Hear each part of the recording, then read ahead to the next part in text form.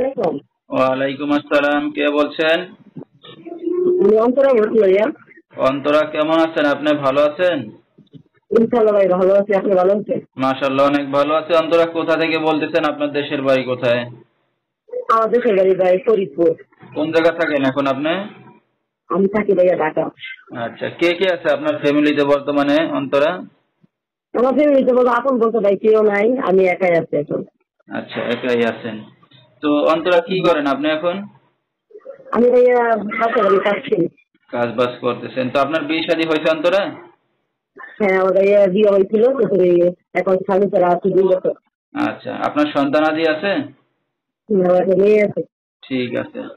তো দর্শক, শুনতে থাকুন আজকে অন্তরার জীবনের গল্পগুলা। ধৈর্য সহকারে ফুল ভিডিওটি দেখলে মোবাইল নাম্বার পেয়ে যাবেন, সরাসরি যোগাযোগ করতে পারবেন অন্তরার সাথে।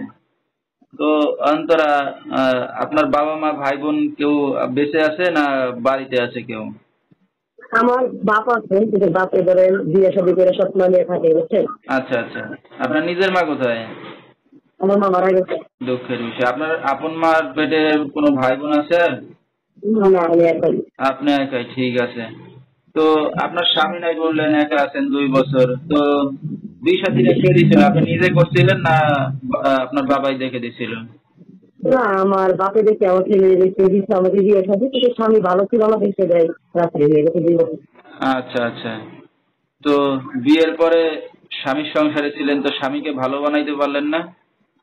চেষ্টা করছিলাম, পারলাম না। আচ্ছা, চেষ্টার শেষ রাখেন নাই নাকি? সবটুকু করছেন চেষ্টা। হুম। ঠিক আছে। তো এখন একা আছেন, একা থাকতে ভালো লাগে না স্বামী পাশে থাকলে ভালো লাগে? এখন তো ভাই স্বামী ছাড়া তো কিছু মেয়ের ভালো লাগে না, কারণ মনের মানুষের প্রয়োজন থাকতে পারে, ঠিক আছে? তো আমারও তো মনের মানুষের প্রয়োজন। আচ্ছা, মনের মানুষ পাইলে কি করবেন এখন?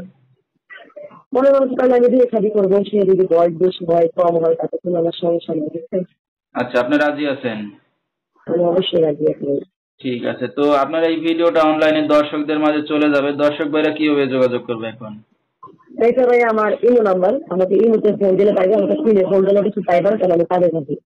আচ্ছা, মানে ইমো নাম্বার এটা, এই নাম্বারে ইমো আছে, ইমোতে সরাসরি ফোন দিলে আপনাকে পাবে, এই তো? ঠিক আছে, নাম্বারটা বলতে পারবেন আপনি? আমার মনে হয় আপনি তো বলে দিয়ে। ঠিক আছে। তো দর্শক, আমরা শুনতেছিলাম অন্তরার জীবনের গল্পগুলা। যেহেতু দেখার মতো এখন কেউই নাই, এতিমের মতো, বিয়ের পরে স্বামীও ফেলে চলে গেছে, একটা সন্তান আছে। তো চাচ্ছে এই সন্তান সহকে যদি দায়িত্ব নেয়, তার বয়স বেশি হোক বা জুয়ান বুড়া যেমনই হোক, যদি দায়িত্ব নিয়ে পাশে এসে দাঁড়ায় এমন একটা মানুষ পাইলে বিয়ে শাদী করবে। তো বিস্তারিত জানতে এই নাম্বারে যোগাযোগ করলে অন্তরাকে পেয়ে যাবেন।